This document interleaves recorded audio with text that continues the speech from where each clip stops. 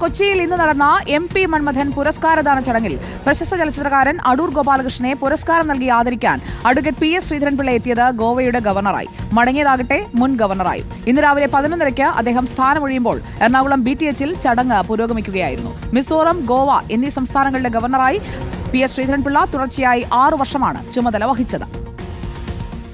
പ്രശസ്ത ചലച്ചിത്രകാരൻ അടൂർ ഗോപാലകൃഷ്ണന് MP മന്മഥൻ പുരസ്കാരം സമർപ്പിക്കുന്ന വേദിയിലേക്ക് രാവിലെ കടന്നു വന്നപ്പോഴും പുരസ്കാരം സമർപ്പിച്ചപ്പോഴും അഡ്വക്കേറ്റ് PS ശ്രീധരൻപിള്ള ഗോവയുടെ ഗവർണറായിരുന്നു.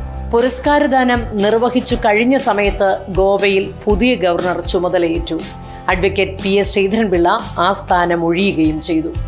സാറിൻ്റെ പേരിലുള്ള അവാർഡ് ഏറ്റവും അർഹനായ ഒരു വ്യക്തിക്ക് കൊടുത്ത ചാരിതാർത്ഥ്യത്തോടെ എൻ്റെ ഗവർണർ സ്ഥാനം കഴിഞ്ഞിരിക്കുന്നു.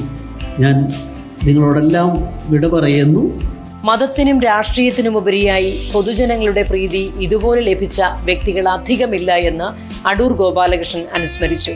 അദ്ദേഹത്തെ പറ്റി ഞാൻ പലരോടും അന്വേഷിച്ചിട്ട് ഇന്ന് വരെ അതൊരു പ്രധാനപ്പെട്ട കാര്യമായിട്ട് ഞാൻ കരുതുന്നു.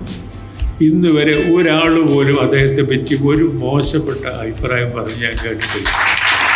അത് മതത്തിനും രാഷ്ട്രീയത്തിനും എല്ലാത്തിനും ഉപരിയായിട്ട് ഇങ്ങനെ ഒരു ബഹുജനങ്ങളുടെ പ്രീതി കിട്ടിയിട്ടുള്ള ഒരു വ്യക്തി പൊതുസേവന രംഗത്ത് പൊതുജീവിതത്തിൽ അത്യപൂർവമാണ്.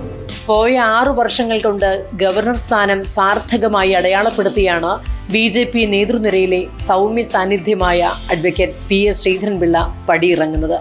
റിപ്പോർട്ടർ, കൊച്ചി.